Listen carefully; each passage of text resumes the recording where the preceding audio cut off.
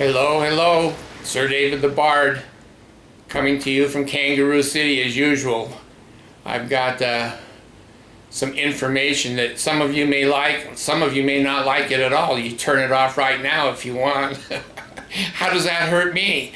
How does that hurt me when you write in and say, his ears are too big, his eyebrows move funny, he slutters his words. I do slutter. Maybe I slaughter my words. I don't know.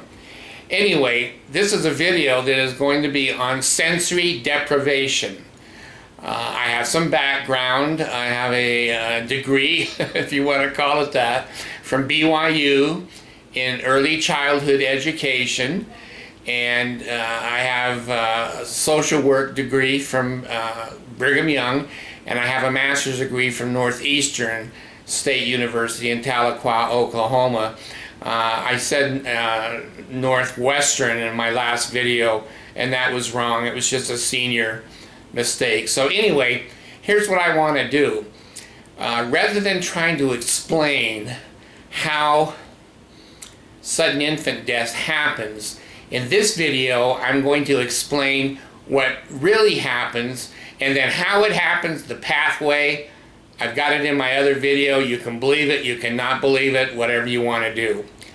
But sensory deprivation, whether it comes from the parents or it comes from the body of the baby that's been born, it doesn't matter.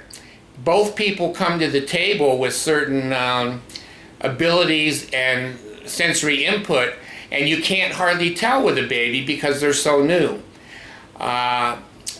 The recent studies showing that the baby does better sleeping on their back is important. My theory and belief system is that the babies need a certain amount of stimulation in the daytime so that they can sleep through the night without having apnea. Now,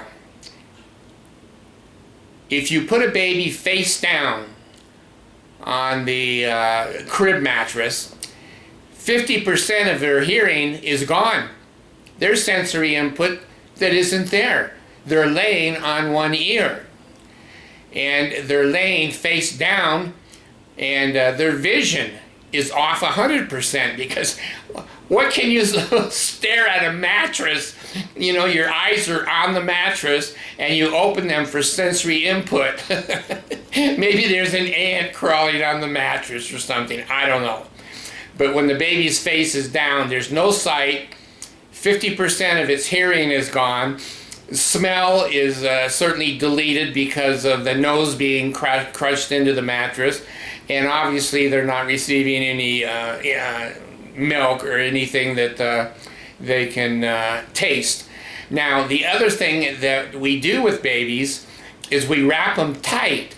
How would you and I like to wrap in a navy blanket with our legs, you know, totally together, our arms totally together, and our little head just sticking out? How long would we last in that situation? Well, we do that to babies. We wrap them up too tight in a blanket. It's hot. They can't move, and the sensory input from touch is severely limited. When we take those little suits, you know the ones that I mean, where they put your feet in them and your arm in them and they button up the front or zip up the front, we're covering most of the sensory area for the body. So when those babies go down on their face, their sensory systems are stressed for the night. And when they go into the night cycle and they go into REM sleep, there's not enough sensory input that came in during the daytime for them to make it through all of the REMs at night. So I want to make sure that I explain this correctly, that sensory deprivation is the main cause of sudden infant death syndrome.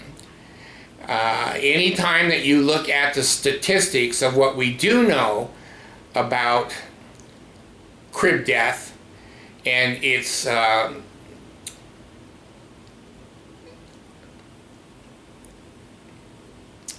population, how we deal with it in the population, where we know that maybe the babies, many of the babies have just gone to a doctor. Within 24 to 48 hours, the babies that are dead had been to a doctor. Well, why would a baby be going to a doctor and then dying? The simple answer is that basically the doctor's appointment, the baby is sick, and they have probably a runny nose and a temperature or whatever, and their body responds by sleeping more. So it stresses the system. If the system of that particular child is fragile, and they go to a doctor and they get pills and amoxicillin and whatever, and a shot or whatever, they're going to be sleeping more. If they're sleeping more, they go into more REM sleep cycles. They need more stimulation to get through those cycles. So that's the way we need to look at sudden infant death. Everything we know about it, we need to apply it to sensory deprivation. I think it's pretty much useless for me to go like I did on the first video. It was just kind of what I remember from 50 years ago. But to explain the pathway of sudden infant death is not valuable in this particular video. I'm just letting you know that the more stimulation, positive stimulation you give your baby, the more it's going to survive through the night when it's sleeping in REM sleep. I'm having senior moments. my whole life is senior moments. I'm sorry. The reason I'm not doing my other videos anymore, there's two main reasons. One is I've said everything I want to say, and two is that basically the Mormon Church has changed so much towards the positive that some of my videos are outdated. So, you know, as long as they continue to make changes that are positive, I'm all for that. But anyway, with the baby, if you play with it more, you cuddle it more, there's a lot of information about the baby breastfeeding. That's a positive thing, but it doesn't show in the statistics that those babies do any better. But we know that the mouth and the nose and the taste buds and whatever can be stimulated by a bottle as well as a breast. But a breast stimulates me more than a bottle. I keep losing my mind. It may not be that way. I may go get a bottle and try to ward off death. Anyway, I want to thank you for your support of my videos. I want to thank all the people who have made comments. I have not erased any comments except my brother, who's an idiot. He made a comment trying to make money off of you, and so I deleted him a couple of years ago. But I'm too old now. I can't read. I can't see much anymore. I can barely see the camera. It's over here, isn't it? Anyway. I'm old and I can't read your messages, but other people read them, and it causes talk, stimulation, and interest. So thank you for your videos. I think I'm right at about 3.5 or 3.8 million hits, and I just think that that is wonderful that I have been able to at least disclose some of the information that I have. But anyway, on sudden infant death, leave your baby on its back. I would leave a light on in the baby's room if it was my baby, but you talk to your doctor, you find out what your doctor thinks is a proper thing. And I play music. One thing I've learned with babies, and I had 14 of them, is they respond to music at a very, very young age. I don't know if you've seen that, but babies can actually start to dance and wave their arms and their legs and get all kinds of stimulation. So play with your baby. Try not to wrap it up in clothes that will cut away the stimulation and the sensory input. Give it plenty of sensory information. Put one of those little mobiles in their crib that they can reach up and hit them and whatever. And of course the Fisher-Price toys are wonderful. The ones that play music and talk to you and are all different colors and they move. Those are wonderful stimulation devices that help babies, I think, make it through sudden infant death. The 2nd to the 4th month is the peak. That's when the most sudden infant deaths take place, is the 2nd to the 4th month, and the boys are a little bit more susceptible than the girls. I think it may have to do with what we call myelination. Myelination is a wrapping coating of the here I go again, the coating of the receptacles that go up to the brain, stimulation.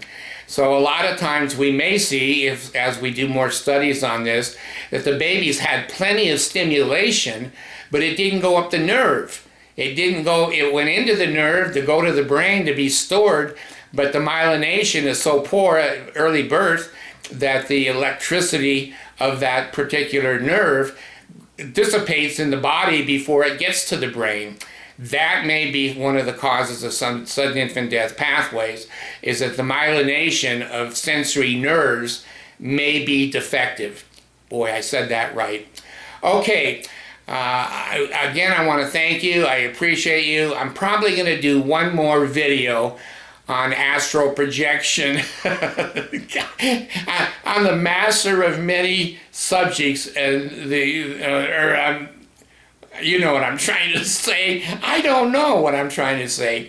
Thank you very much. The bard is gone.